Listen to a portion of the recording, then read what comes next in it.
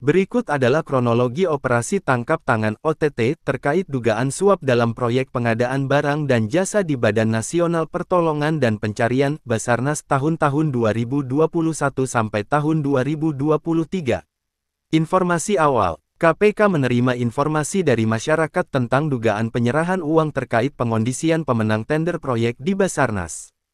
KPK memulai penyelidikan berdasarkan informasi ini.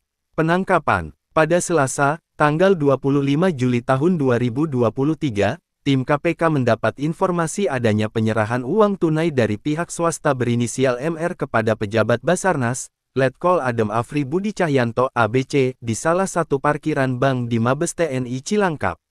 KPK melakukan OTT sekitar pukul 14 waktu Indonesia Barat di beberapa lokasi, termasuk Jalan Raya Mabes Hankam di wilayah Cilangkap, Jakarta Timur, dan wilayah Jatiraden, Jatisampurna, Kota Bekasi. Tim KPK mengamankan MR, R, dan HW di Jalan Mabes Hankam, Cilangkap, serta ABC di salah satu restoran soto di Jatisampurna, Bekasi. Dalam bagasi mobil ABC, ditemukan goodie bag berisi uang sebesar Rp999,7 juta. Tersangka, Kepala Basarnas RI periode tahun 2021 sampai tahun 2023, Marsekal Madya TNI Henry Alfiandi, dan Koordinator Administrasi Koorsmin Kabasarnas RI, Letkol Adem Afri Budi Cahyanto ABC, ditetapkan sebagai tersangka penerima suap. Pihak swasta yang terlibat juga ditangkap, termasuk pimpinan dan staf PT Interteknografika Sejati serta PT Kinda Abadi Utama. Dalam kasus korupsi yang melibatkan Badan SAR Nasional, Basarnas terdapat dugaan tindak pidana korupsi terkait dengan pengadaan truk angkut personel 4WD dan Rescue Carrier Vehicle.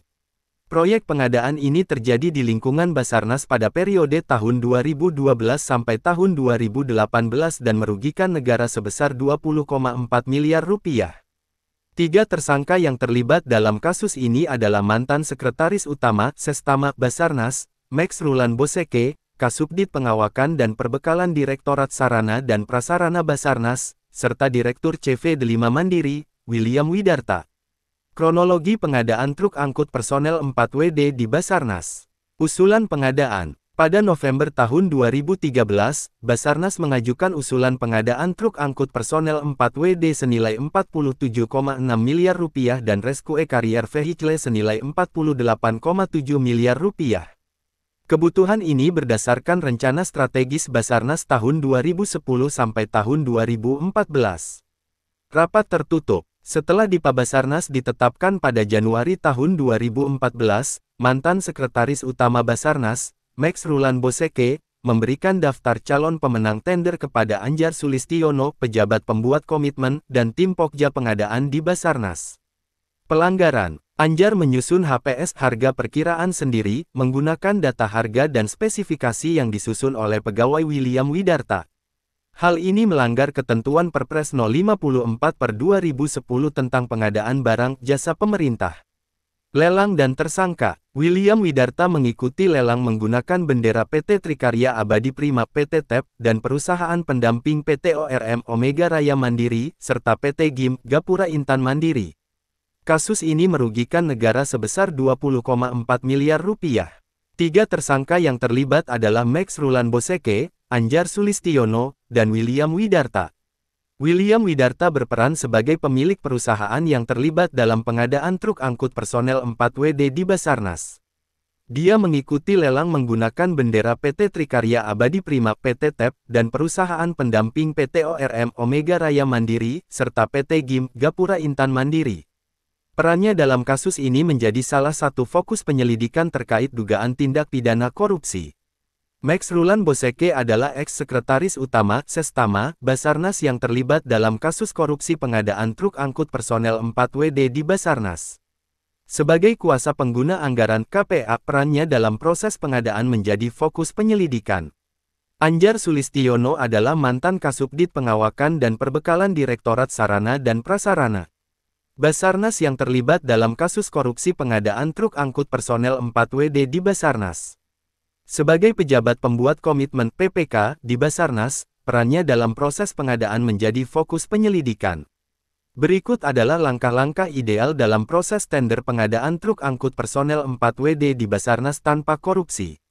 Perencanaan. Identifikasi kebutuhan truk secara jelas dan spesifik.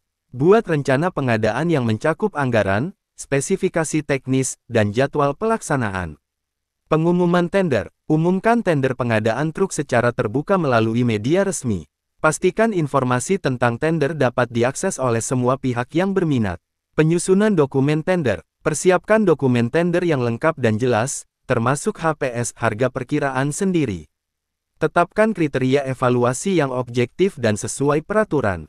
Pelaksanaan tender. Adakan tender dengan melibatkan peserta yang memenuhi syarat. Evaluasi penawaran berdasarkan kualifikasi teknis dan harga. Kontrak dan pelaksanaan. Tanda tangani kontrak dengan pemenang tender. Pantau pelaksanaan kontrak secara ketat untuk memastikan kualitas dan waktu penyelesaian.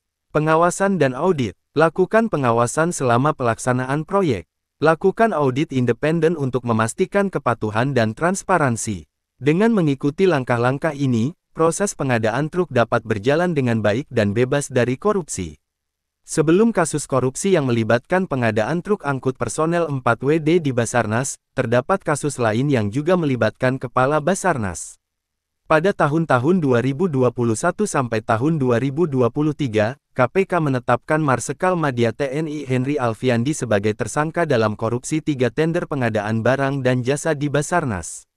Total suap yang terlibat mencapai 88,3 miliar rupiah. Kasus ini mencakup pengadaan peralatan pendeteksi korban reruntuhan, Public Safety Diving Equipment, dan ROV untuk kapal negara Sarganesa,